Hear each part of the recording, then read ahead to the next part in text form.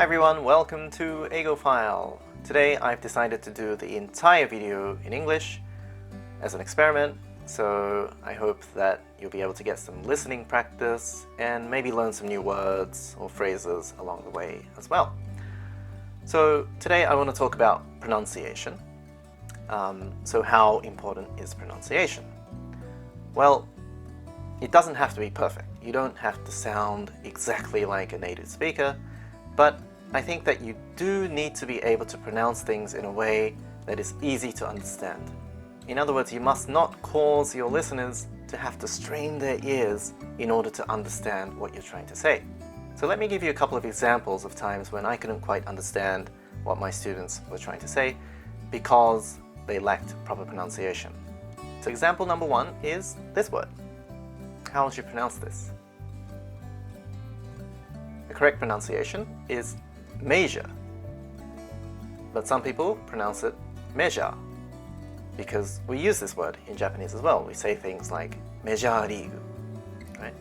But the problem with pronouncing it measure is that it kind of sounds like this word, measure. Okay, so if your pronunciation causes this kind of confusion, then you need to fix it. Right, so the correct pronunciation is measure. So even though there's only one vowel, the A, you need two vowel sounds. It's A-E, measure. Right, so that's one example. Another example is this word. How would you pronounce it? The correct pronunciation is dirt. Or if you're American, dirt. So, how do some people pronounce this? Dot. Right? Dot. And this sounds like this word, dot. Right? Which has a completely different meaning. So again, the correct pronunciation is dirt, the sound. This is a special vowel called the schwa. I have done 2 videos about this in the past, so if you are interested in knowing more about the schwa, I provided the links in the descriptions below, so please take a look. But basically, it's the most used vowel sound in English, but it's the laziest sound as well, because you don't have to open your mouth, your tongue is totally relaxed, and you just say, right? Duh. Just like that. Alright, so that's another example of a sound that you might need to master. And finally, this word.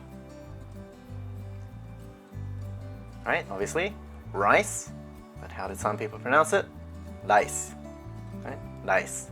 And rice sounds like lice, which is completely different to rice.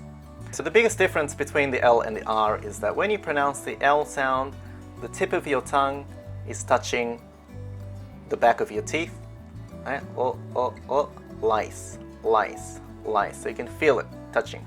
So if you say like la, you should be able to feel the tongue hitting the back of your teeth. But when you pronounce the R sound, there should be no touching at all, right? Rice. Ra. Right? So one thing that may help you when you pronounce the R sound is if you shape your lips like a oo sound, like this, oo, and then pronounce the R, rice. That might help. Right, so try that. But one final thing about this R sound, some people, they focus so much on trying to produce the R and curling their tongue that they start producing R sounds even though there are no R's in the words. Right, so for example, I think, okay, no R's.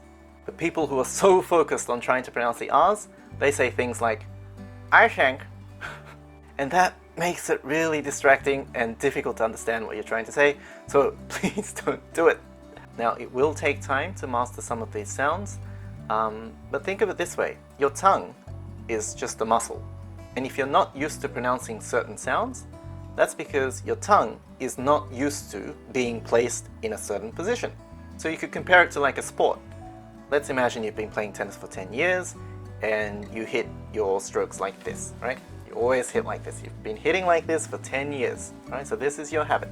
But then one day a coach comes along and he says, nope, you should not hit the ball like that, you should hit it like this, right? Completely different to the way you've been doing. So at first, when you try and hit it the new way, it's going to seem a little unnatural, right? And it's going to feel weird because your muscles are not used to making that movement, right? But the more you practice, the more natural it'll become. The important thing is to be conscious about the new movement, because if you stop focusing on it, what happens is you go back to your bad habits. Your body likes doing things that it's used to, all right? So it's same with the tongue. Always try and focus on making the correct sound, because if you don't, then you'll end up pronouncing the sound the way you used to again. And that'll make you feel that you're not getting better, but I think it's just a matter of practice. You have to practice over and over and over and over again until the new way of pronouncing things becomes your new natural way of pronouncing things. So that was just my talk on pronunciation. If you have any questions or comments, please leave them in the comment section below. Thanks for watching, and I'll see you in the next lesson.